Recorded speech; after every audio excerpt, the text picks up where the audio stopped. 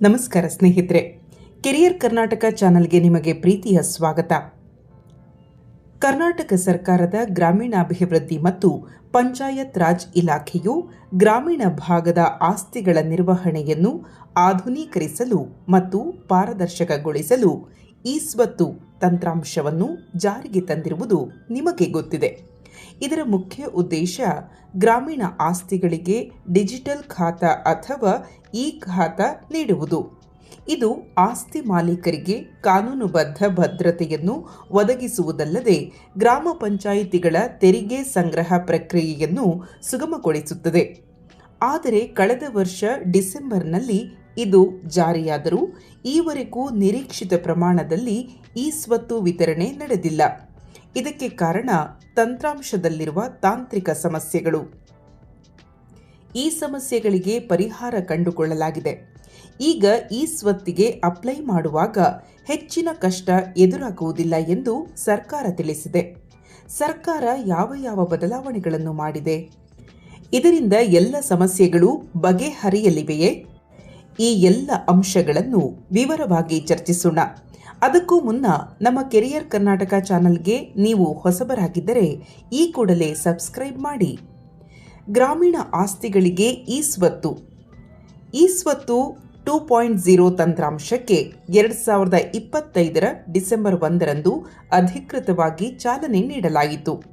ಇದರ ಹಿಂದಿನ ಆಶಯವೆಂದರೆ ಗ್ರಾಮೀಣ ಆಸ್ತಿಗಳ ನೋಂದಣಿ ಪ್ರಕ್ರಿಯೆಯನ್ನು ಸಂಪೂರ್ಣವಾಗಿ ಡಿಜಿಟಲೀಕರಣಗೊಳಿಸಿ ಸಾರ್ವಜನಿಕರಿಗೆ ಆಗುವ ತೊಂದರೆಗಳನ್ನು ತಪ್ಪಿಸುವುದು. ಈ ಹೊಸ ಆವೃತ್ತಿಯು ರಾಷ್ಟ್ರೀಯ ಮಾಹಿತಿ ಕೇಂದ್ರದ ಅಂದರೆ ಎನ್ಐಸಿ ತಾಂತ್ರಿಕ ಸಹಯೋಗದೊಂದಿಗೆ ಅಭಿವೃದ್ಧಿಗೊಂಡಿದೆ. ಇದು ಕೇವಲ ಒಂದು ಪ್ರತ್ಯೇಕ ತಂತ್ರಾಂಶವಲ್ಲ, ಬದಲಾಗಿ ಇದು ನೋಂದಣಿ ಇಲಾಖೆಯ ಕಾವೇರಿ 2.0, ಭೂಮಾಪನ ಇಲಾಖೆ ಮತ್ತು ವಿವಿಧ ವಿದ್ಯುತ್ ಸರಬರಾಜು ಕಂಪನಿಗಳ ತಂತ್ರಾಂಶಗಳೊಂದಿಗೆ ಸಂಯೋಜನೆಗೊಂಡಿದೆ. ಅಂದರೆ ಆಸ್ತಿ ನೋಂದಣಿಗೆ ಸಂಬಂಧಿಸಿದ ಎಲ್ಲ ಮಾಹಿತಿಗಳು ಒಂದೇ ಸೂರಿನಡಿ ಲಭ್ಯವಾಗುವಂತೆ ಮಾಡುವುದು ಇದರ ಗುರಿಯಾಗಿದೆ. ಅಷ್ಟೇ ಅಲ್ಲ, ನಾಗರಿಕರು ತಾವೇ ಸ್ವತಃ ಆನ್ಲೈನ್ ಮೂಲಕ ಅರ್ಜಿ ಸಲ್ಲಿಸಲು ಸಿಟಿಜನ್ ಇಂಟರ್ಫೇಸ್ ಎಂಬ ಸೌಲಭ್ಯವನ್ನು ಇದು ಒಳಗೊಂಡಿದೆ. ಹಲವಾರು ತಾಂತ್ರಿಕ ಸವಾಲುಗಳು. ಉದ್ದೇಶಗಳು ಎಷ್ಟೇ ಒಳ್ಳೆಯದಿದ್ದರೂ ಇ-ಸ್ವತ್ತು 2.0 ಅನುಷ್ಠಾನದ ಹಂತದಲ್ಲಿ ತೀವ್ರ ತಾಂತ್ರಿಕ ಸವಾಲುಗಳನ್ನು ಎದುರಿಸಿದೆ. ಇದು ಸಾರ್ವಜನಿಕರಿಗೆ ಅನುಕೂಲಕ್ಕಿಂತ ಹೆಚ್ಚಾಗಿ ಗೊಂದಲ ಮತ್ತು ತೊಂದರೆಯನ್ನು ಉಂಟುಮಾಡಿದೆ. ಮುಖ್ಯವಾಗಿ ಅರ್ಜಿ ಸಲ್ಲಿಸುವಾಗ ಕಾವೇರಿ 2.0 ತಂತ್ರಾಂಶದೊಂದಿಗೆ ಸರಿಯಾದ ಲಿಂಕ್ ಸಿಗದೆ ಋಣಭಾರ ಪ್ರಮಾಣಪತ್ರ ಅಥವಾ ಇಸಿಗಳನ್ನು ಅಪ್ಲೋಡ್ ಮಾಡಲು ಮತ್ತು ಪರಿಶೀಲಿಸಲು ಸಾಧ್ಯವಾಗುತ್ತಿರಲಿಲ್ಲ. ಇದರಿಂದಾಗಿ ಇಡೀ ಅರ್ಜಿ ಸಲ್ಲಿಕೆ ಪ್ರಕ್ರಿಯೆಯೇ ಸ್ಥಗಿತಗೊಳ್ಳುತ್ತಿತ್ತು. ನಾಗರಿಕರು ಗಂಟೆಗಟ್ಟಲೆ ಕಾದರೂ ಅರ್ಜಿ ಪೂರ್ಣಗೊಳ್ಳುತ್ತಿಲ್ಲ. ಮತ್ತೊಂದು ದೊಡ್ಡ ಸಮಸ್ಯೆ ಎಂದರೆ ತಾಂತ್ರಿಕ ದೋಷಗಳಿಂದಾಗಿ ಅರ್ಜಿ ವಿಳಂಬವಾಗುತ್ತಿರುವಾಗಲೇ ನಾಗರಿಕರು ಸಲ್ಲಿಸಿದ್ದ ಇಸಿಯ 15 ದಿನಗಳ ಸಿಂಧುತ್ವ ಅವಧಿಯು ಮುಗಿದು ಹೋಗುತ್ತಿತ್ತು. ಇದರಿಂದ ಸಾರ್ವಜನಿಕರು ಮತ್ತೆ ಹಣ ಪಾವತಿಸಿ ಹೊಸ ಇಸಿ ಪಡೆಯುವಂತಾಗಿದೆ. ಇದಲ್ಲದೆ ಹಳೆಯ ಆಸ್ತಿಗಳಿಗೂ ರಿಜಿಸ್ಟರ್ಡ್ ಕರಾರು ಪತ್ರಗಳನ್ನು ಕಡ್ಡಾಯಗೊಳಿಸಿದ್ದು ಸರ್ವೇಯರ್ಗಳ ಕೊರತೆಯಿಂದ ಆಸ್ತಿ ಅಳತೆ ಪ್ರಕ್ರಿಯೆ ವಿಳಂಬವಾಗಿದ್ದು ಮತ್ತು ಸ್ಥಳ ಪರಿಶೀಲನೆಯಲ್ಲಿನ ಹಸ್ತಕ್ಷೇಪಗಳು ಈ ಖಾತಾ ವಿತರಣೆಯನ್ನು ಇನ್ನಷ್ಟು ನಿಧಾನಗೊಳಿಸಿವೆ. ಸಾರ್ವಜನಿಕರ ಮೇಲಾದ ಪರಿಣಾಮಗಳು. ಈ ತಾಂತ್ರಿಕ ದೋಷಗಳ ನೇರ ಪರಿಣಾಮ ಬೀರಿದ್ದು ಸಾಮಾನ್ಯ ನಾಗರಿಕರ ಮೇಲೆ.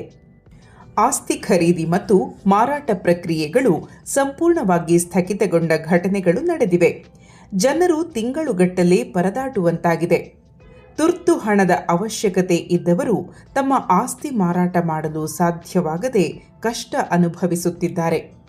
ಈ ಖಾತಾ ಪಡೆಯಲು ಸಾರ್ವಜನಿಕರು ಪಂಚಾಯತ್ ಕಚೇರಿಗಳಿಗೆ 10 ಬಾರಿ ಅಲೆಯಬೇಕಾಗುತ್ತಿದೆ. ಆನ್ಲೈನ್ ವ್ಯವಸ್ಥೆ ಇದ್ದರೂ ತಾಂತ್ರಿಕ ದೋಷಗಳಿಂದಾಗಿ ಜನರು ದಲ್ಲಾಳಿಗಳನ್ನು ಆಶ್ರಯಿಸುವಂತಾಗಿದೆ. ಇಸಿ ಸಿಂಧುತ್ವ ಅವಧಿ ಮುಗಿದ ಕಾರಣ ಮತ್ತೆ ಹಣ ಪಾವತಿಸಬೇಕಾಗಿ ಬಂದಿದ್ದು ಜನರ ಆಕ್ರೋಶಕ್ಕೆ ಕಾರಣವಾಗಿದೆ. ಗ್ರಾಮೀಣ ಭಾಗದಲ್ಲಿ ಇ-ಸ್ವತ್ತು 2.0 ಬಗ್ಗೆ ನೆಗೆಟಿವ್ ಒಪಿನಿಯನ್ ಮೂಡಲು ಈ ಎಲ್ಲ ಅಂಶಗಳು ಕಾರಣ.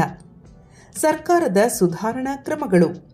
ಸಾರ್ವಜನಿಕರ ತೀವ್ರ ಅಸಮಾಧಾನ ಮತ್ತು ದೂರುಗಳನ್ನು ಗಂಭೀರವಾಗಿ ಪರಿಗಣಿಸಿದ ಸರ್ಕಾರ ಸಾಕಷ್ಟು ಸುಧಾರಣಾ ಕ್ರಮಗಳನ್ನು ಕೈಗೊಂಡಿದೆ. ಗ್ರಾಮೀಣಾಭಿವೃದ್ಧಿ ಮತ್ತು ಪಂಚಾಯತ್ ರಾಜ್ ಸಚಿವ ಪ್ರಿಯಾಂಕ ಖರ್ಗೆ ಅವರು ಅಧಿಕಾರಿಗಳ ಸಭೆ ನಡೆಸಿ ತಂತ್ರಾಂಶದಲ್ಲಿದ್ದ ಪ್ರಮುಖ ದೋಷಗಳನ್ನು ಸರಿಪಡಿಸಲು ನಿರ್ದೇಶನ ನೀಡಿದ್ದರು. ಇದರ ಫಲವಾಗಿ ಈಗ ಇ-ಸ್ವತ್ತು 2.0 ತಂತ್ರಾಂಶದಲ್ಲಿ ಮಹತ್ವದ ಬದಲಾವಣೆಗಳನ್ನು ಮಾಡಲಾಗಿದೆ ಎಂದು ಸಚಿವರು ತಿಳಿಸಿದ್ದಾರೆ. ಹಳೆಯ ನಮೂನೆ 11B ಖಾತೆಗಳನ್ನು ನಮೂನೆ 11Aಗಳಾಗಿ ಪರಿವರ್ತನೆ ಮಾಡಿಕೊಳ್ಳಲು ಮತ್ತು ಹೊಸ ಬಹುಮಹಡಿ ಕಟ್ಟಡಗಳಿಗೆ ಅರ್ಜಿ ಸಲ್ಲಿಸಲು ಗ್ರಾಮ ಪಂಚಾಯಿತಿ ಹಂತದಲ್ಲೇ ಅವಕಾಶ ಕಲ್ಪಿಸಲಾಗಿದೆ.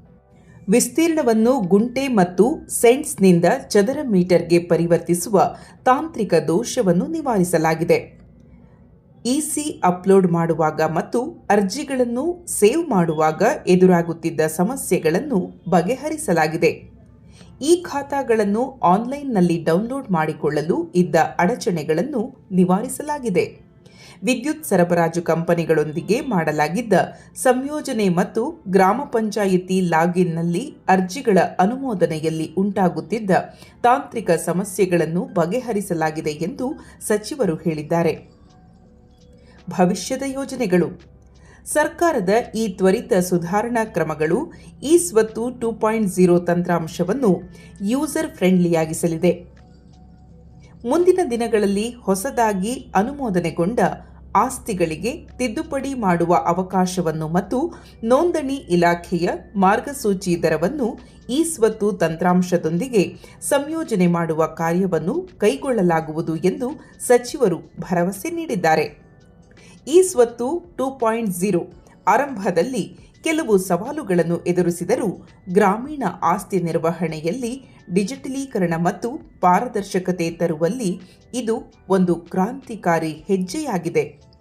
ಇ-ಸ್ವತ್ತು ಅಭಿಯಾನ ಆರಂಭವಾದ ಬಳಿಕ ಇದುವರೆಗೂ 1,52,863 ಅರ್ಜಿಗಳನ್ನು ಸ್ವೀಕೃತಗೊಂಡಿದ್ದು 1,33,803 ಅರ್ಜಿಗಳನ್ನು ವಿಲೇವಾರಿ ಮಾಡಲಾಗಿದೆ. ಅಲ್ಲದೆ ಹೊಸ ನಮೂನೆ 11Bಗೆ ಸಂಬಂಧಿಸಿದಂತೆ ಈವರೆಗೆ 76,093 ಅರ್ಜಿಗಳು ಸ್ವೀಕೃತವಾಗಿವೆ. ಈ ಅರ್ಜಿಗಳು ವಿವಿಧ ಹಂತಗಳಲ್ಲಿ ಅನುಮೋದನೆಗೆ ಬಾಕಿ ಉಳಿದಿದ್ದು, ಈ ಅರ್ಜಿಗಳನ್ನು ತ್ವರಿತಗತಿಯಲ್ಲಿ ವಿಲೇವಾರಿ ಮಾಡುವಲ್ಲಿ ಕ್ರಮ ವಹಿಸಲಾಗುತ್ತಿದೆ ಎಂದು ಸಚಿವರು ಹೇಳಿದ್ದಾರೆ. ಸರ್ಕಾರದ ಸುಧಾರಣಾ ಕ್ರಮಗಳು ಸಾರ್ವಜನಿಕರ ವಿಶ್ವಾಸವನ್ನು ಮರುಗಳಿಸಲು ಮತ್ತು ಈ ತಂತ್ರಾಂಶದ ಪೂರ್ಣ ಪ್ರಯೋಜನವನ್ನು ಗ್ರಾಮೀಣ ಜನರಿಗೆ ತಲುಪಿಸಲು ಸಹಾಯ ಮಾಡಲಿವೆ ಎಂಬುದು ಎಲ್ಲರ ಆಶಯ. ಸ್ನೇಹಿತರೆ, ಇ-ಸ್ವತ್ತು ತಂತ್ರಾಂಶದ ಮೂಲಕ ನಿಮ್ಮ ಕೃಷಿಯೇತರ ಆಸ್ತಿಯ ಈ ಖಾತಾ ಪಡೆದಿದ್ದೀರಾ ಅಥವಾ ಪಡೆಯಲು ಪ್ರಯತ್ನಿಸಿ ವಿಫಲರಾಗಿದ್ದೀರಾ? ಈ ತಂತ್ರಾಂಶ ಹೇಗಿದೆ? ಸರ್ಕಾರದ ಯೋಜನೆ ಸರಿಯಾದ ದಾರಿಯಲ್ಲಿದೆಯೇ? ನಿಮ್ಮ ಅಭಿಪ್ರಾಯಗಳನ್ನು ನಮ್ಮೊಂದಿಗೆ ಹಂಚಿಕೊಳ್ಳಿ. ಇ-ಸ್ವತ್ತು ಕುರಿತು ಹೆಚ್ಚಿನ ವಿವರ ಬೇಕಿದ್ದರೆ ಕಾಮೆಂಟ್ ಮಾಡಿ.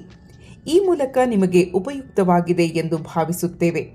ಮುಂದಿನ ವಿಡಿಯೋದಲ್ಲಿ ಹೊಸ ಮಾಹಿತಿಯೊಂದಿಗೆ ಮತ್ತೆ ಬರ್ತೀವಿ. ಅಲ್ಲಿಯವರೆಗೂ ನಮಸ್ಕಾರ.